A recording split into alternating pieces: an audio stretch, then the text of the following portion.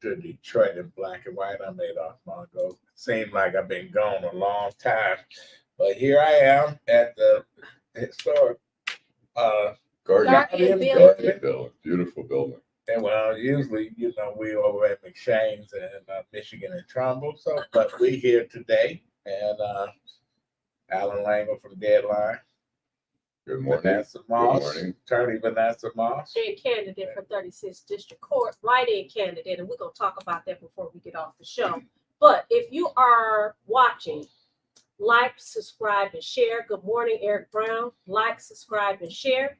And if you want to participate, hey, D-Love, if you want to participate, you're welcome to come in and be a guest on our show. And we got a special guest. I saw this young man, TV clips and stuff.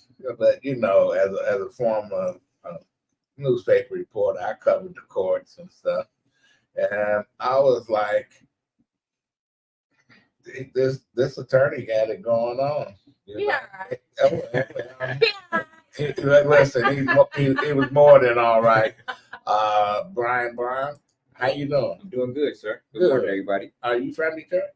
Yes. Where you go to law school with? Cooley Law School. Cooley. But what do they call it now? I think it's called Western Michigan School of Law or something like that. Yeah. Okay. And for those who don't know, that Brian was representing Michael Jackson-Bolanos in the trial, the murder trial. He was charged in the murder trial of Samantha Woll. And the outcome was basically acquittal on 2 charges, and then hung jury on other 2 charges, and a conviction on lying against investigators. The judge ruled that the 2 hung charges were too closely aligned with the ones that were acquitted, so she tossed it out, and all that's left is 1. And then she gave him an OJ sentence. Absolutely. Yeah. She gave him 18 months to 15 years. And that's an OJ sentence. With 243 days, I believe. She couldn't get That's him. correct. She couldn't get him for what they wanted to get him for, but he's in jail. One other question. I had a problem with the media every time they identified client Michael Jackson. I thought that was. Do we go by that all the time? Do we call ourselves Michael Jackson-Bolanos? Yes. For the most part, he does. I mean, a lot of people call them nicknames. They call him MJ, Michael Jackson, just because that's his famous name. So that's his name, though. Yeah. But that purposely would leave Bolanos off and would say Michael Jackson. I thought it was very shady. I never saw that. I saw it. It doesn't matter where I saw it. I saw it more than once, and I heard them talking on the media. I understand you are a part of the media, but guess what? Y'all get it wrong a lot. Well, look. A lot. Well, and I can't tell you what I heard. I used to be part of the media, and I thought it was bullshit. Well, wait a minute. For you to pay a thing, I covered the trial from the live streaming. His name was Michael Jackson-Bolanos. His name is Michael Jackson-Bolanos. And so when you, as a second reference, the first reference generally in journalism is you do the full name, and then the second time you use the last name of a person. I mean, New York Times sometimes says Mr., but most papers. If I was John Wayne, I would have been mad when they were saying John Wayne Gacy. Now, you know what? Listen, we all know some reporters do their thing. They're objective. They write good stuff. And then others, there's a lot of bullshit. You know what I want to say is this, that fortunately it was a jury trial, because if that had been a bench trial, you and I both know. Yeah. And it makes a difference. I tell people all the time, it makes a difference who you have sitting on that bench. The judge is supposed to be impartial. Right. Well, let me ask you, do you think the judge was impartial, or she's a human being? She had biases. I mean, some of the biases to me were apparent. And was that during the proceedings or during the sentencing? That was during the proceedings, pre-trial, during trial, and I think definitely during the sentence. in my opinion. What and she had said when she had said she laid out the reasons for that broad-ranging sentence. She said, one, that he lied. She had to take into account the number of times he lied to investigators. She claimed, and I know you objected to this, she claimed he lied on the stand. She said that he was a repeat offender. This was his fourth, so he's a habitual offender. Mm-hmm. What was unfair in there that she was brought up to? I mean, first of all of those things were addressed in his pre-sentence investigation report. So you have Michigan Department of Corrections, who has a more of an in-depth knowledge of his background as far as are his charges, any type of convictions he have had. They have the investigators report his history, everything like that. And then they make a recommendation because they're Michigan Department of Corrections. So they determine whether or not this person needs to be in one of their facilities or if this person is a candidate for supervised release. So they took all of those variables and then they came to the conclusion that this person should not be housed in one of our facilities. We have limited space. We can house certain individuals for certain crimes. So we have a certain amount of space in our facilities. This individual, based upon his crime, based upon his history, needs to be supervised released. He needs to have a term of probation, and they recommended that to the judge. And in my opinion, in my experience, it is very uncommon. I've never seen a judge go over with the recommendation. And sometimes you have the judge go lower. Right. So the Michigan Department of Corrections could have said, hey, we recommend him to do a whole year in the county jail. And the judge said, no, I think based upon this crime, based upon how long he's been there, I think he's learned his lesson. I'm going to cut him loose. But in this situation, the judge like, no, that term was so low that you recommended in her mind that I'm going to give him a term of 18 months to 15 years in Michigan Department of Corrections. And that's unheard of. For one, I have personally never seen anybody charged with just lying to the police without there being some type of underlying factor, such as like if a false police report. Right. You say your car is stolen. Right. They find that you say you was carjacked. They find the car was not stolen. They expend all of these resources to try to find if your car was carjacked or whoever did it, just to find out you pushed it down the street for an insurance job. They ain't gonna get upset about that. That's like the Jussie Smollett. That's the extreme. So Jussie Smollett lied and said that, he called the police in Chicago. In that case, it makes sense to charge and have a conviction and have some time because again, they've spent all their resources. In this case, that was not the case. Well, they did claim that they expended resources having to track down things and verify or whatever. No. Go ahead. See, he only lied during his interview with the police when they asked him, and just to be clear, he was convicted of lying to the police involving an investigation about larceny of vehicles. So they asked him whether or not he was committing larceny on vehicles, and he denied that. That's just a denial of culpability. Right. So he didn't send them on a wild goose chase, and he said that, oh, Mr. X broke into these cars, and he lives here. Then they went to go investigate that Mr. X to find out Mr. X doesn't even exist. They never left the room. They knew he was lying, I guess, in their mind. So they didn't spend any type of resources. And it's akin to the case law I presented to the judge at the sentencing, where they tried to, I believe it was OV-19, which is interference with the administration of justice. We had a case law basically says that just a mere denial of culpability does not interfere with the administration of justice. It has to be something more than just saying, I did not do what you're accusing me of. He was asked about the body, and he said he never saw a body. And then later, I guess he did.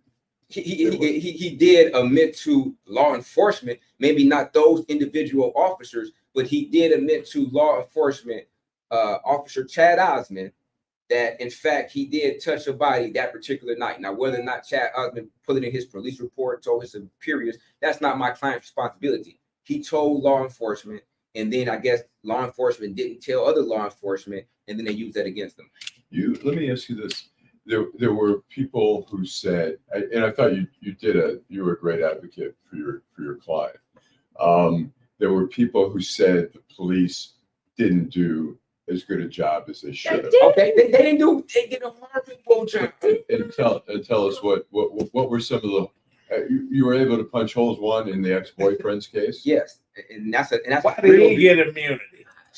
Why did he get immunity? I heard some theories, and I don't want to, Well, say all of them, but Exactly. Well, he only got immunity for what he testified. he got use immunity. He didn't get if blamed. I would have called the He didn't police get blamed. and said that I killed my girlfriend, You'd have been in I'd jail. have been in jail, Exactly. still be in jail. Yes, Yeah, and not getting out absolutely. anytime soon. Same thing if my client would have said that. They would have said, "Oh, my client was high or drunk," or anything like that. No. The fact that he got it was perplexing to me. But a lot of things they did not do, as far as his alibi, he said he was at home.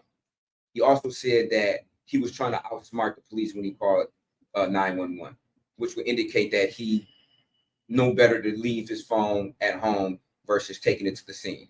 They also didn't check what he was wearing on the day of this particular homicide. They didn't go to the synagogue to retrieve any type of surveillance cameras, which would have shown what he was wearing. They didn't interview anybody from the synagogue to see if he was here, if he was there, what he wore. And I asked officer in charge, like, had you known what he was wearing, would you have seized his clothes during the search warrant and analyzed it? He said, yeah. So that's another thing they didn't do. So that Brian, the other thing is his phone. His phone didn't ping that he was Exactly. inside of the house. They didn't have any phone And indication. It's no indication at all. So But it also didn't ping at the scene. Well, Kim Worthy office fucked up. They rushed the judgment.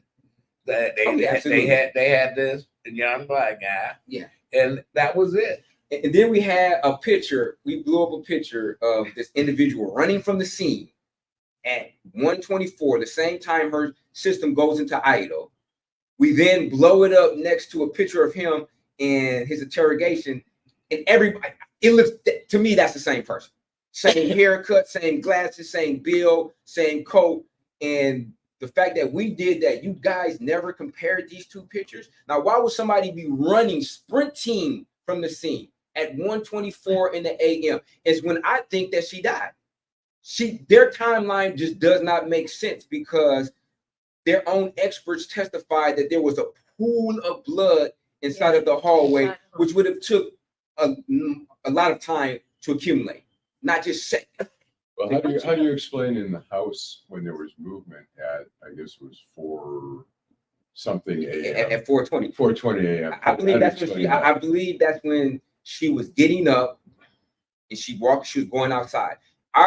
We had a forensic pathologist who testified that based upon her injury, especially the top of her head, that would indicate that she would have lost consciousness because the knife went down to like the tip of her brain, and where it touched that, she would have lost consciousness. Was any blood on it? The only two specks of blood, which you couldn't even see, were right here and right here, which would indicate what he said, that he bent over to check her pulse, and she was covered in blood on the back of her head, blood on her neck. So if he would have bent over to try to touch her, naturally his sleeve would have rubbed against her. He didn't have any blood on the front of him, nowhere. And if you'd have seen pictures of the scene, which you may have, there's no way he would have done this without being drenched in blood. He'd have been drenched in blood. He would have had blood on his pants, blood on his shirt, blood on his shoes, blood in his socks. He would have had blood everywhere on him. There's no way possible that he only had 2 specks of blood that you couldn't even see on his coat. Okay, that's okay. We're gonna take a break. We're gonna come back with Attorney Brown, Allan Lengel, and Attorney Vanessa Moss. I'm Adolph Mongo. Neighborhood beautification. That's very important to Detroit. It's very important to block clubs, organizations, and people who live in the community. We got started with 2 lots and a vision of a treehouse center. Because if we can take these blighted lots, Detroit give us grants to be able to do something with them that the community wants, it's a plus, because we're bringing our neighborhoods back to where we want them to be, where they should be. All because I live in Detroit. In the heart of Detroit, Bruce Simpson. Our city ombudsman and his team are dedicated to making your voice heard. The City of Detroit Ombudsman is a liaison between the City of Detroit and all persons who have a complaint or inquiry into the operation of a city department or the conduct of a city employee. The Ombudsman works as an independent oversight to provide individuals with an opportunity of giving a confidential avenue to address complaints. You can reach the Ombudsman's office at 313-224-6000 or email us at ombudsmandetroitmi.gov. You can also visit us at the Coleman A. Young Municipal Center. For more information, go to www.detroitmi.gov and type in Ombudsman. We are here to help. In Detroit, we are all one team. When you win, we all win. We're back. We're back with Detroit Black and White with our guest, attorney Brian Brown. We also have our resident copper here, Jim Nardone, he's going to weigh in. But before you weigh in and answer questions, I just want to make a statement. What is really sad about this whole thing is this family has lost a loved one, and we don't know who did it. There would never be any closure, but at least if you knew who did it, right? At least if you had a conviction, that would make the family feel better. It's just really, really sad that this lady died the way that she died. It was brutal. I would agree. Brutal murder. It's really, Let me really ask you sad. this. How do you explain the verdict was so out of whack? I mean, first of all, we had first degree premeditated murder. Or second-degree murder. There were acquittals on that. Then we go to the felony murder, and we have a 7-5 vote to convict. And then on the home invasion, No, it was the other way around. was it 5-7? It was the majority were not guilty on the felony murder. Oh, really? Yeah. Okay. I was told different. I was told 7-5, but No. And then there was supposed to be 6-6 on the home invasion. Is that your understanding?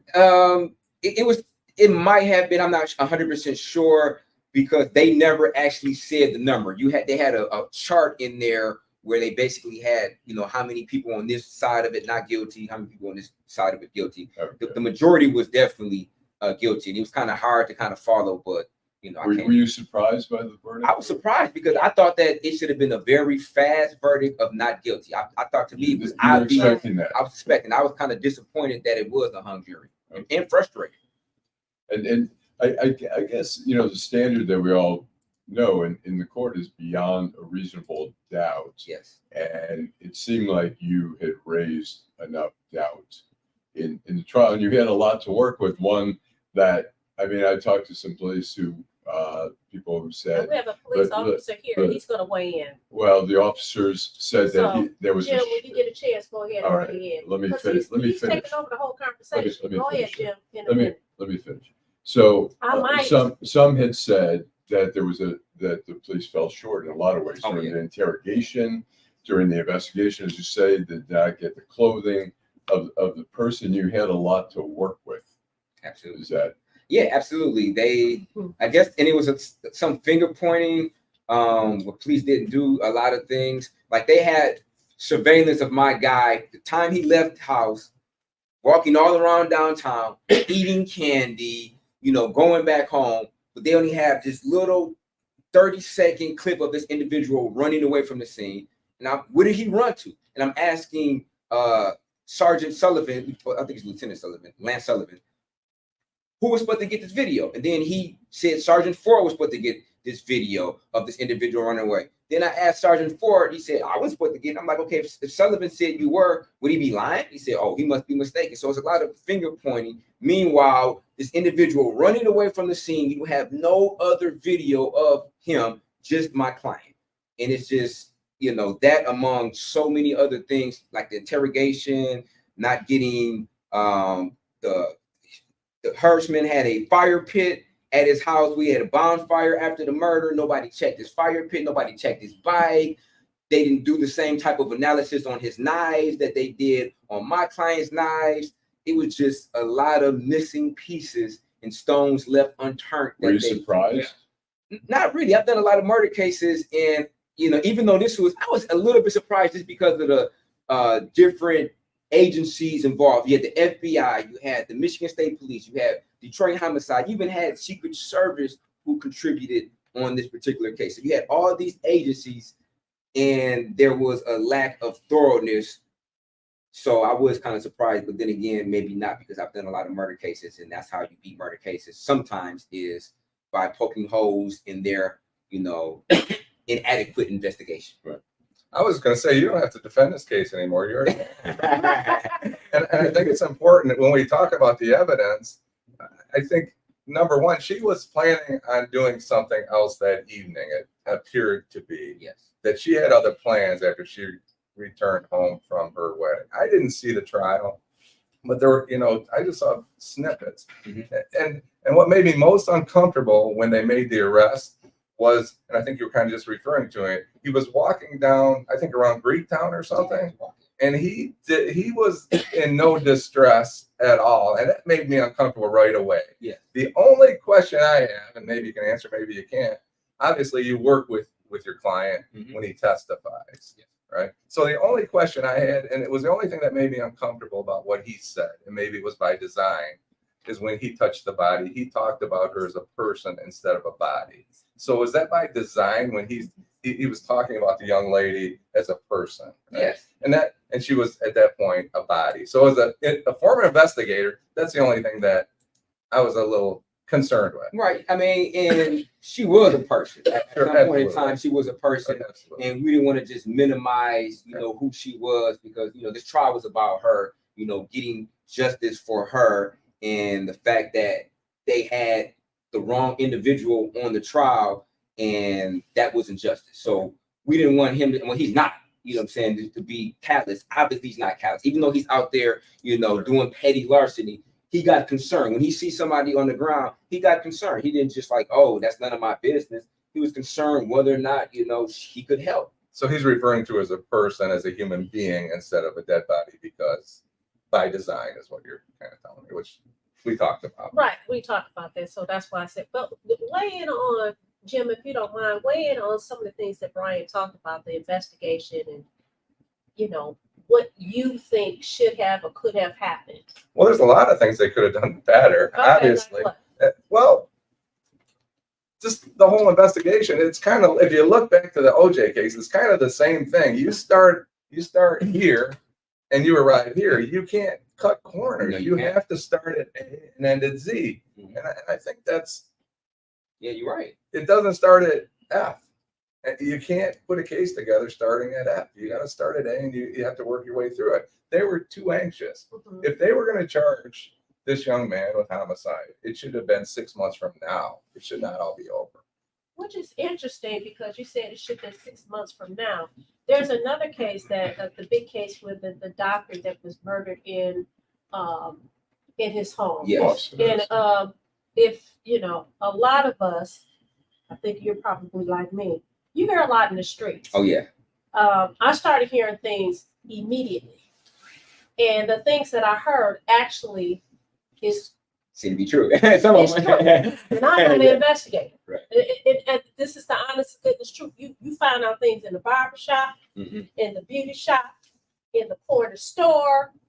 If you're dancing, you find out things in the dancing. You just do. But look how long it took for them to bring this case. And I would guess that all the agencies that you said was involved in your case, it's the same agencies that was involved. So my question is, was there a lack of thoroughness? I'm just saying, it appears to me that they were rushed in light of what happened last October. Yes. It appeared to me that they rushed this investigation and didn't do what they should have done. But it's in the Bring this beginning. case. It You know, starts in the right. beginning. You can't, if you don't start right, you're probably not going to finish right. But also, it struck me, and tell me if you have this, my impression was the officers, they were veteran officers who were kind of jaded and were just kind of going through the motions and not really doing a Let me ask you a Seemed like question. it, yeah. thorough Let me job ask you there. this. Why you say that they seem jaded from your perspective? Well, when I saw the interviews and stuff like that, I mean, they didn't know how, it was not a good interrogation. It was not. They attacked him. They were very accusatory from the beginning. I mean, you sit down with somebody in a good interrogation, you bond with them. You try to show respect to them as a human being. Yes. And they were very disrespectful. They were basically calling him a piece of shit. Yeah. put him on defensive. I mean, what do you think? yeah, he put him on Because defensive. you've done interrogations. I think it's the pressure. I think it was the pressure that they had a crime and they needed to solve this crime Mhm. because of the standing of that young lady in our community. Yes. The doctor too. They arrested somebody immediately after that homicide, right? Yeah. No, that was a long investigation. But they they arrested arrested, somebody in the and they beginning. arrested him. They And then let him rearrested, go. let him go, Right. rearrested They him. arrested him. I guess the point is I didn't know it's the same guy that they was arrested. the It is the same same guy. But the guy. point is they weren't And you prepared to got go immunity in forward. that case too, but I ain't supposed to talk about it. But anyway, They Well, were they arrested your client first, Yeah. and then they Let him go. they interrogated him, then they let him go, Mhm. then they rearrested him. Yeah, I mean, it seemed. I mean, look, it was October 7th. Was the attack Yeah. in Israel. from Israel, and then 2 weeks later she's murdered. So the Yeah. very first day and second day of after the murder, there's already, I mean, international press, Right. including in Israel, Mhm. where they're saying this could be that she worked with some Muslim groups, and this could be related to the retaliation. And so there was a frantic worldwide. And so right away, I was at the funeral. I know her not well, Mhm. right? And at the funeral already the second day, right after the funeral, a couple hours later, like Chief White comes out and says, we don't think it has anything to do Mhm. with the whole Gaza war. It's all about, we think we have a suspect there. And I assumed it was your client. No, not then. It was not. No, then. my client wasn't arrested until November the 30th. But they had some suspect. Was he not a suspect at that time? No, Or he wasn't not? even a suspect at the time. They arrested the boyfriend before they even arrested my client. Right. So at that time, I I think don't know the who this, boyfriend was a kind of like a threw them for a loop. I don't think he was on there. But that's how it he happened. was not until he made that call to 911 at Right. Kalamazoo, where he was, in my opinion, guilt stricken. Then he admitted to killing her, and Do you think he did it? I mean, I think so. Because first of all, I think he had more reason to do it. Because first of all, I believe this is a crime of passion. Like she was stabbed 8 times, and where she was stabbed at? She was stabbed at in the front of her neck, in the side of her neck, at the top of her head, in the back. So that would suggest that somebody at some point in time had to be over her, stabbing her after she fell. This is the crime. It's not like shooting somebody. You have to get up close and personal to stab somebody, especially that many times. And she, he could have been jealous because she's had relationships with other men, and he was trying to win her heart back. And she basically, gave him the cold shoulders, like, no, I don't want to be back with you, while she's dating other men. He had to know about this. Activities that he said she never did with him, she's doing with these guys. She's sending them heart emojis, love emojis. They're bike riding together, doing things that he wanted to do with her, but he did not do. So that would suggest, could suggest that he's jealous. How do you think that it impacted her parents sitting in on the trial? Did the jury? You think the jury knew it was the parents? And Yeah, I'm sure they knew that was the parents, and I believe some of them may wanted to get some type of closure for him. Maybe the ones who said that he was guilty as far as in the hung verdict, and they feel the pressure.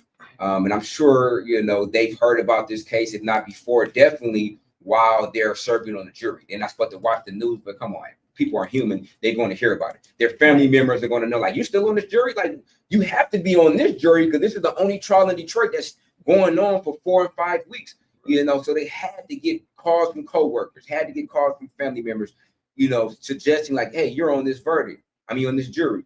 I think this about this case. This is what my opinions are about this case. And, everybody's going to share it. So, at the same time, they want to try to, give some of them maybe want to give some type of punishment to my client because they felt he lied.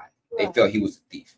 And I believe that's one of the reasons why the prosecutor even charged him with lying to the police, because they wanted the jury, when we go to trial, to know that he's charged with lying to the police, that he's a liar, he's a thief, therefore he has to be a murderer. And they also kind of probably wanted to confuse the jury a little bit as far as what the lying charge was. Because some of them may have thought, prior to me trying to explain it thoroughly, that he was charged with lying to the police about whether or not he killed the person or whether or not he touched the body. I know people in the media thought that he was convicted of that.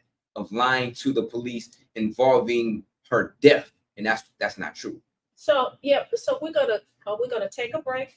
We're gonna come back, and Adolph is gonna rejoin us. I just have one. Okay. thing, if I Well, could. before we Okay. cut, If go I ahead. may, Go ahead, before I step out of the, Yeah. I want to say, Alan, you were right on. I think we talked about how the case got derailed, and it was the urgency of the case in the beginning and the high profile that caused the case to be derailed from the beginning. I agree. All right. We're gonna take a break. We'll be back. Neighborhood beautification. That's very important to Detroit. It's very important to block clubs, organizations, and people who live in the community.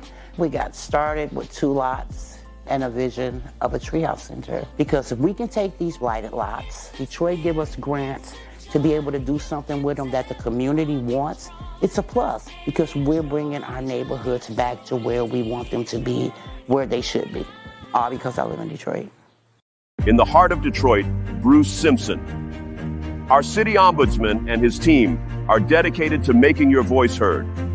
The City of Detroit Ombudsman is a liaison between the City of Detroit and all persons who have a complaint or inquiry into the operation of a city department or the conduct of a city employee.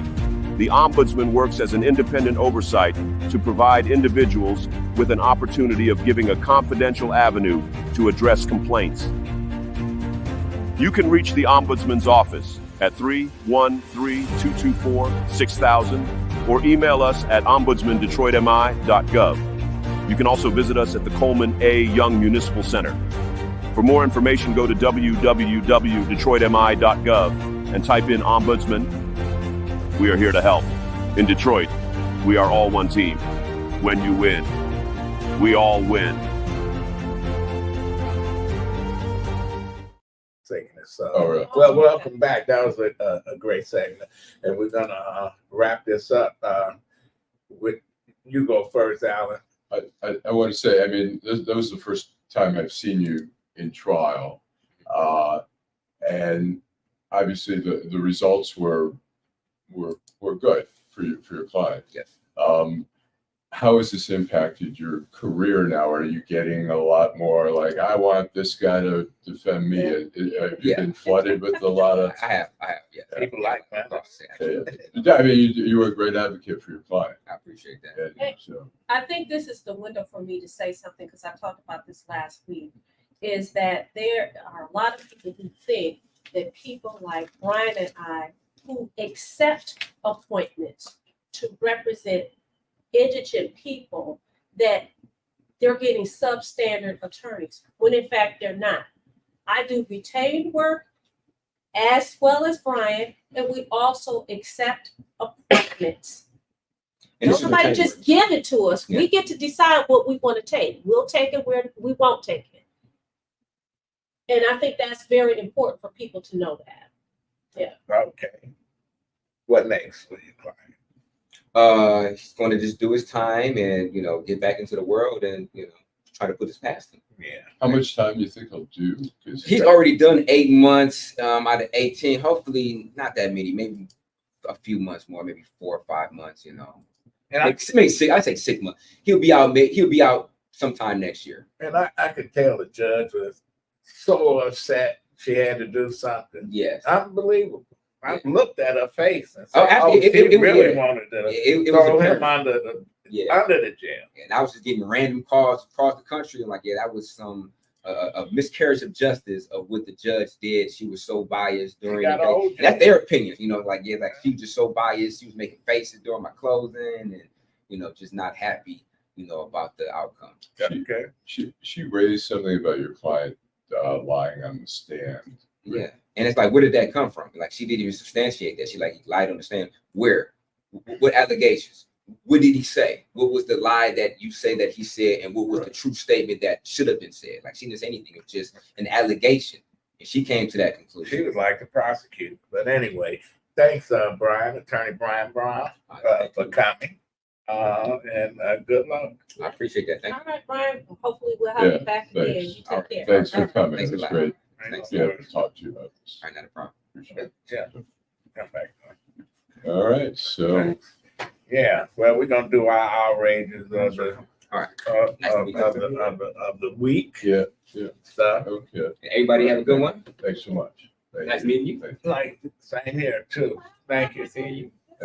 I'll go first. Go ahead. I was at the Democratic National Convention Uh-huh. and your guy was there. My pillow man. Oh, yeah. He's a fucking idiot. Man, he cut his mustache off and then got into Did an you see him? argument. Got in an argument with a 12-year-old who cut him up. No, Yeah.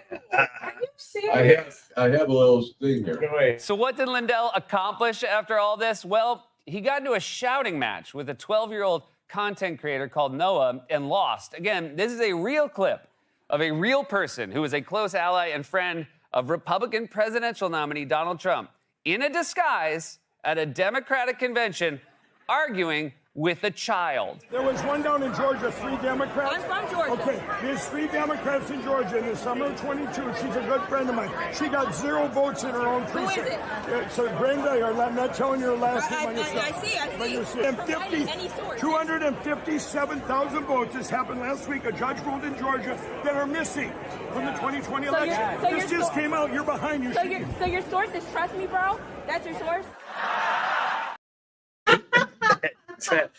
He's a damn It was fool. great. I love they interviewed one of the English stations interviewed him. He's hysterical. The kid is so bright. Wow. He was sharp. Jim, you're outraged of the week. Well, I was just reading an article last night in the Detroit News that kind of caught my attention. In Germany, sadly, 3 people were stabbed to death and 6 were seriously injured. And they've had some really serious stabbing issues over in Germany. So the head of security, whoever that may be, decided that probably what's best is they have to move forward with legislation to change the size of blade you can have on the streets of Germany. So the stupidity is not just here in the United States with the politicians. I saw James Carville on TV last night who has no idea. They asked him about the border and some of these people. And I understand it's political. It's a silly season, but we had prohibition here. I don't know if you were here, right? You remember when was that, the 20s? Yeah, you was on the tape. Right. It didn't work. We were driving the car underneath the river, the frozen river, or whatever, coming across. Right, Cat.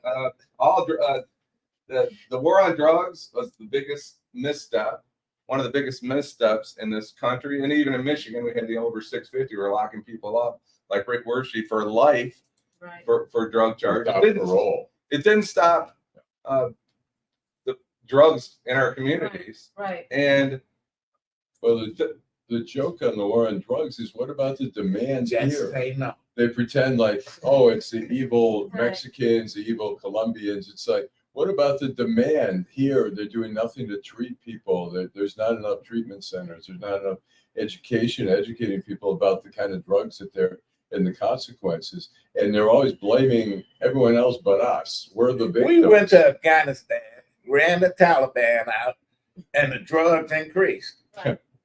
so Don't now tell me. the final thing is, and we have a firearm that is responsible for probably 1% of the deaths in the United States, which is the scary black AR-15 that is responsible for 1% of the firearm deaths in our country.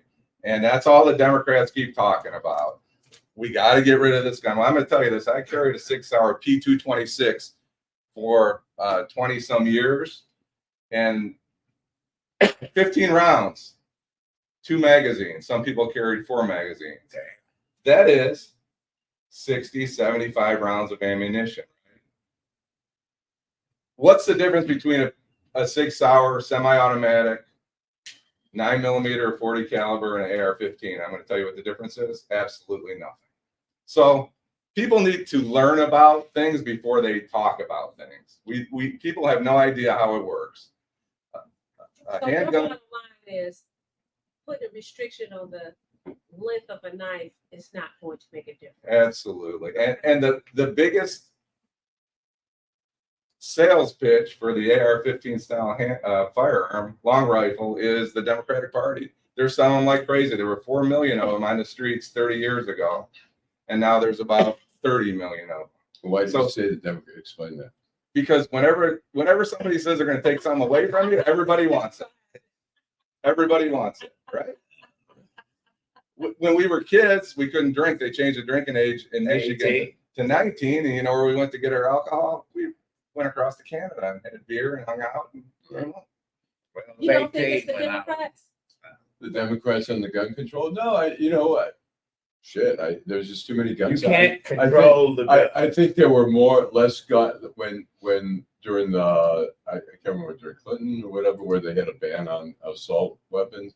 People say, oh, you have a ban, there's going to be guns out there, but you have to start to cut the supply down somewhere at some point, instead of just be able to go to Walmart and get yourself an assault weapon, which I covered a lot of these mass shootings where people, these nerdy kids who are like 18, 19 years old, go drive down the road and walk into a place. So is They a wouldn't big know how to- power Well, 26 an assault weapon? A handgun? What's an assault weapon? Anything that causes an assault is an assault weapon. Armalite AR-15 is not an assault weapon. I know that's Explain the difference between how many magazines you can have. Much more 30. rounds. You can get a 30-round magazine. You can carry up to. I think police carry. You 9. really only need one magazine. But- I had an M16 in the Marine That's an Corps. assault weapon. Boom. That you can kill 10 people. It's called select Right on. fire. They keep firing. The 6 hour that you carry on your side or How the many Glock, rounds can you have? 15. And how many rounds can you have in an assault weapon? Like an AR-15 or whatever you want. I think the standard magazine is a 30. So So you can have more too, right? they do have these barrels. Anyway, out there. we can debate this all day. Right. All right. And, we'll go to you. Mine Yeah. is RFK Jr., who was just such a. I mean, My it's favorite funny. They person. played a tape of his wife, Cheryl Hines, who's on Curb Your Enthusiasm, and she had said when he had mentioned maybe being a running mate for Trump, she had said he knows better than that. I would not, and Larry David hates Trump, and so now he's suddenly, because Trump is going to allegedly offered him something. Some cabinet position or something. Now they're allies. Well, Secretary of the Looney Bin. That's what he's gonna offer. But I just That's what he's amazed that. gonna get. I mean, he was a third party candidate because he was supposed to present an alternative to these two people. Well, Ralph Nader switched over, dropped out, and went with was it Clinton or Bush or whatever. Well, it would have been. No. It would have been Clinton. It's a non-issue. Yeah. It's a Yeah. non-issue. But I mean, Oh, my. so Okay. the question is, I don't know what you guys think the consequences, if any, if it's going to be a wash with him joining Trump's campaign, or I think people gonna sit on. I don't think they're going to. I really don't. I don't think he's gonna make a difference. His He go bear hunt. him saying, I hey, don't I'm think with I made up story. uh, Trump, I don't think it's gonna make a difference. I don't think he's gonna drive people to go, and I just don't think it's gonna be. He's a non-factor as far as I'm concerned. What's your So my outrage is, I had two, but I'm gonna take this one. Well, take one. So there was I think it's a doggone shame that the federal judge in the Breonna Taylor case decided that he dismissed some of the serious charges and said that the officers were not responsible for her death. The warrant that they had that was based on lies, that wasn't the cause of her death. The cause of her death was the boyfriend who actually was inside and shot. And my outrage is then, again, someone's life is not worth anything, even through the court system. So that is my outrage. My other outrage is Adolph was at the DNC, and you had Tim Walt's son that, spoke tearfully about his dad. He was so proud. And then you have this guy who is I don't know if he's a radio host. He's a radio host. His name is Jay Weber. And this is what he said. Sorry, but this is embarrassing for both father and son. If the Waltzes represent today's American man, this country is screwed. Meet my son, Gus. He's a blubbering, bitch boy. His mother and I are very proud. That is outrageous that you would say something like that about What's the someone's son? kid. Is And he you fair know what? game? you know, now he Is it lost fair his game? job, He but has you a know what? disability. He has a disability. That's awful. Is that fair That game to is go after awful. somebody with a disability? Is it fair game to go after Barron Trump? You know, See, I'm just I saying. mean, and Barron Trump, they say may have Be be on on the the spectrum, spectrum, be on right. the spectrum. So But I he think was we have to. protected though. I think we have to be careful when we're going after people. It's like Absolutely. Trump went after the New York Times reporter who I worked with at the Washington Post. He has a deformity in his hand, and he was mocking him. And then he said later, "I didn't even know that guy. That guy's a friend of mine." He said he used to work at the New York Daily News. He said Trump and I were on a first name basis. So I mean, I think as a society, look, as junior high kids, we expect that kind of behavior. But as adults, we expect some sensitivities about those kinds of things. One thing, I couldn't believe One it. thing- It's one- awful. one thing I always said, family's not fair game. You go after somebody politically, you go after them.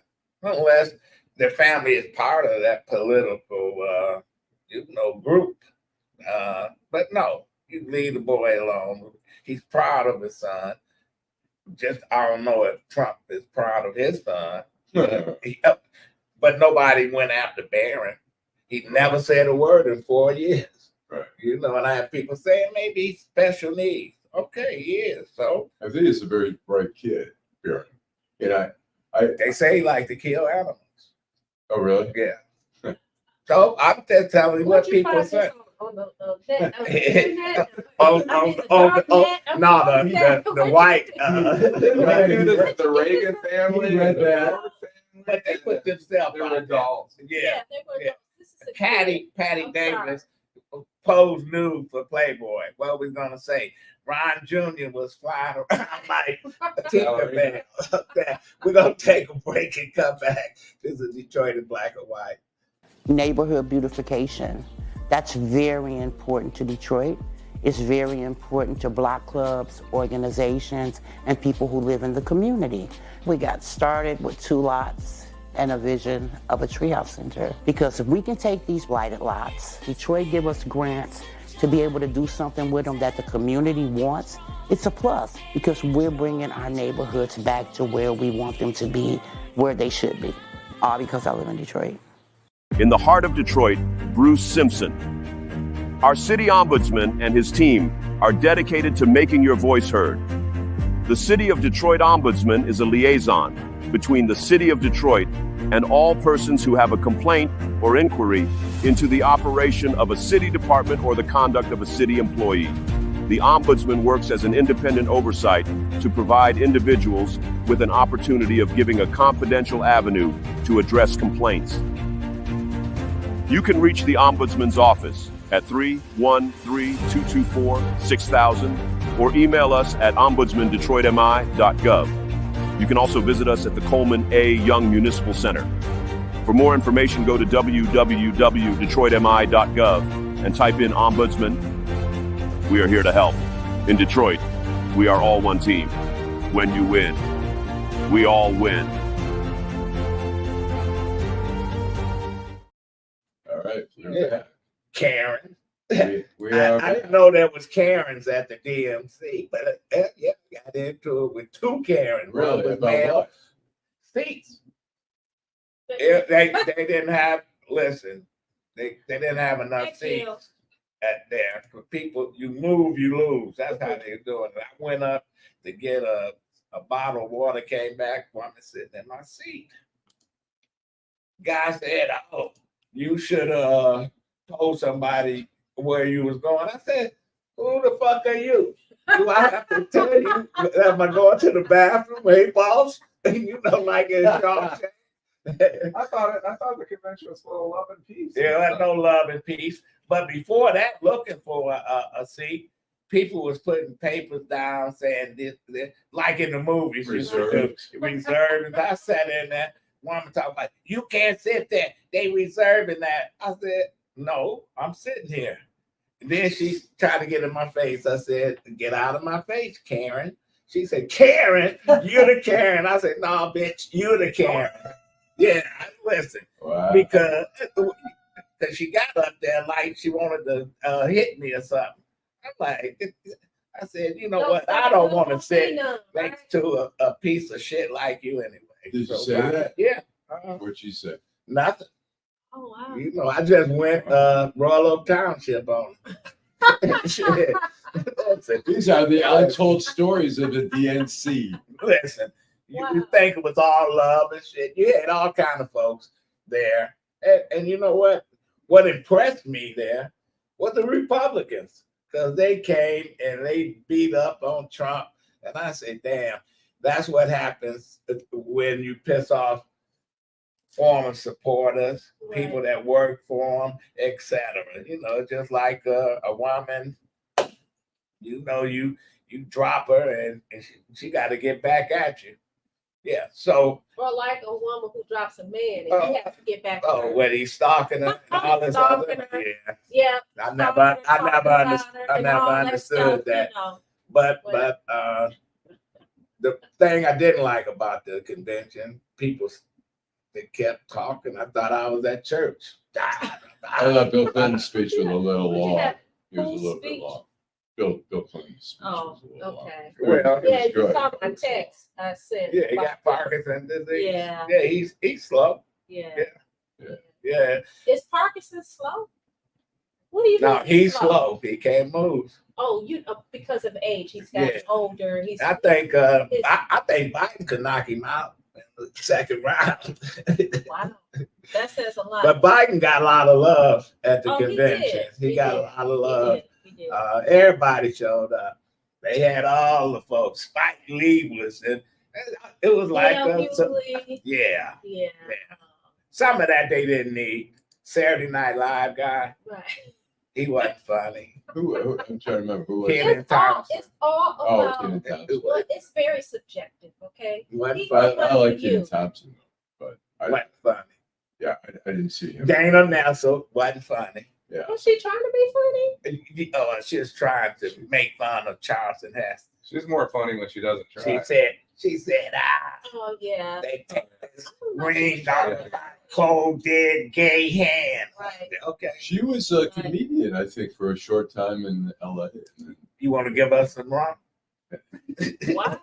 She liked the drink. Okay. Well, she really blew it this week. That with the Northland pushing that Northland case. Oh, So you guys the have- security case. Well, we're gonna It have. was 10 years. I mean, We're it's gonna- over 10 years. I just reached out to the cousin of the young man that got killed. Mhm. That's unbelievable. It's tragic. The case is That tragic. is But it was an unbelievable. Oakland County case. It was Yeah, not. it's a- We might have her on next week. Okay. Oh, Yeah, I think what happened was it was ruled. Jessica Cooper was the Oakland County prosecutor.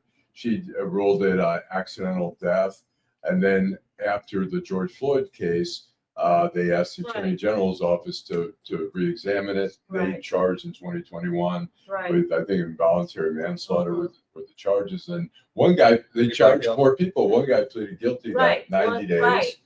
And then the other 3 got acquitted. There was a 5th guy. He died in 2017. Never charged. Still a county case. Well, it's just Still a like county the case. case It's not. in that case in Wisconsin where the security guards and the bellhop, they all jumped on the man. He was high and they killed him. You know, I don't understand. I mean, when a guy is yelling, "I can't breathe," that was the prosecution They doubled down. argument. It was like, why would you not turn him over Right. and try to correct that situation? When somebody said, "I can't breathe," and whatever their physical situation is, I mean, you've got to pay attention. It's like George Floyd. Listen, I always say if I needed a job, I can go get a uniform and walk around the city because they'll hire anybody as a security guard. That is true. But like you said, Jim, that was a county case. The Oakland County prosecutor said no. The AG decided to pick it up, and now we see what happened. I mean, you got a guy, like you said, that passed away. You had one who did 90 days. This is over 10 years ago. Northland Mall is not even in existence anymore. So Sad for it's everybody. very, Sad for the very family. sad. Very sad. A lot of So sad this is another stories. instance where the family of the decedent got no closure whatsoever. You're right. You know. And we keep hearing about these stories over and over again. Do people learn from that? Right. I mean, like you say, I mean, when somebody's saying, I can't breathe, like, do something about it. I mean, he was face down. They should have, and that was the argument by the prosecution, is that they should have breathed. I seen a video where 3 cops stopped this black guy. And they said, give me your ID, whatever. He said, why? You know.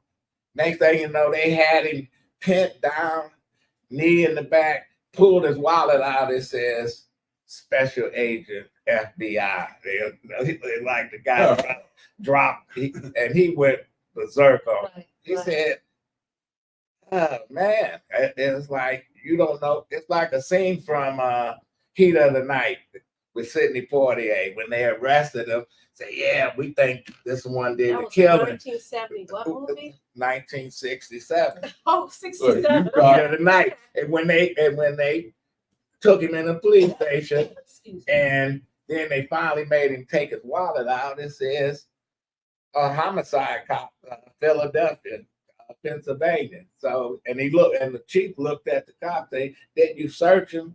He couldn't say anything. We still got the same bubbling, knucklehead cops, some of them. And you probably work with some. You've got black officers in Detroit who have stories of driving in other communities and being pulled over and being disrespected. You know, in New York at one time had black cops in the city of Detroit disrespecting black folks. Yeah, I I know. mean, you have that. They took my car. All right, that's right. Yeah, they took my car. I had the car. They say, call the supervisor. I'm driving, brand new car, Mustang. He stopped me saying it's stolen. Like 10 minutes later, here come a tow truck. Yeah, I know what the deal is. They got some shit going on. He said, you've been wanted in Flint and stuff. I said, man, let me call your supervisor. He did not want to call a supervisor. So I called Craig. I had Craig's number. Craig. Chief Craig. Yeah. 4 cars came. It's like, then they said I had all these tickets. Then they said I had no proof of He had no insurance. tickets. He know he had no No. insurance. Yeah, right. They took my car. A half an hour later, my car just magically appeared. They brought it back. Washed and wet. Wait a minute. Gary Brown called me. He was working. But he said, you don't have any tickets. You know, this fat piece of shit of a cop. I called him fat too. I said he was a disgrace to the uniform. I said, you're this. But I had a witness. And it's funny. The witness taking a walk downtown. He was a former deputy chief. I didn't know that. But he told me, I thought he was going to shoot you. So we went to court. They threw out the ticket. He had 5 tickets on me. All kind of shit. Wow. And I heard from people saying, I went to school with him. He was a bully. And then Chief Craig and them, they released the video, but not the sound. Right. Well, he was calling me all kind of names. Did we do a story in Deadline? Yeah, I was cursing him out. Yeah, and then he said he called him fat and stuff. Then they had a program the next month with the cops. So, yeah, I said all these fat ass cops. You know, only thing they can do is, I said, only thing you can do to a person is shoot them in the back because you out of shape, fat. You know, so listen, I know it is what it is. Okay, well, All right, well, we have had an hour of excitement. That attorney was good.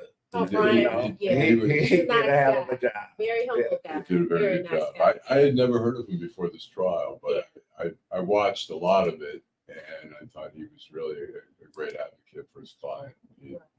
I mean, the sad part is now the case remains unsolved, and people and the family need closure. And before we go, we need to acknowledge some viewers. Listen, listen, everybody that watched the show know that I have a movement. It's not a campaign.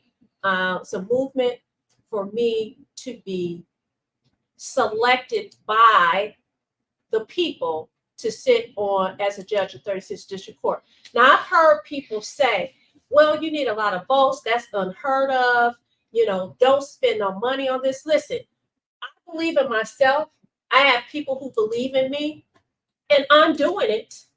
Okay? And I don't care what anybody has to say about a write-in campaign. It's a legal way for me to do it. The people who paid Mr. Robert Davis to get me thrown off the ballot, listen, if you want that seat, you're going to work for it. It is not going to be a slam dunk. And as far as I'm concerned, I believe that even right now, the campaign has been moving slowly, but in light of the fact that we just had this big convention, things are heating up. I've had 2 fundraisers, and they were small fundraisers, a roller skating fundraiser and a barbecue. We're getting ready to ramp it up. If I want people to invest in me, I have to invest in myself, and that is what I'm going to do, and that is what I'm doing. So for those nays, my game plan is doing what I'm doing. I'm going into the neighborhood. You heard me talking earlier to Brian. I stay in the neighborhood. I stay in the neighborhood. This is a grassroots campaign. This is going to be a media campaign. We're going to flood the airwaves. We're going to flood the television, which means people are going to invest in me, and I'm invested in myself. You heard a story earlier today about Jeffrey Feiger investing in himself. Listen, he believed in himself. I believe in myself. So for all of you naysayers, whether you're an ambassador for the movement or not, listen, if you can't get on board, then get off board. Okay. Well, really tell us what you think. That was Vanessa Moss running for 36th District Court. We'll be back next week. Thanks, Allan Lengel, Jim Nardone, behind the scenes, the meme machine, Teresa. Oh, Lady T. She knows what to do. Absolutely. I'll go to war with her any day. And thanks, Attorney Brian Brown. We want to thank all of our viewers. We had a lot of comments. I talked to Allan. We're supposed to read some of them off. We acknowledge you. Thank you so much, Deborah G. Thank you, Fight the Evil. Thank you, Dwayla. Thank you, Jill. Thank you, Karen. Thank you, Eric. Marlon. Marlene, is it Marlon? Marlon Hope. Thank you. Thank you all. And Eric Brown. And Eric Brown, of course. Okay, and because we needed to have that read, but Allan, he has a learning disability. See you I next will week. be filing lawsuits of defamation against all these people. And on behalf of the media for trashing the media. But anyway, see you next week.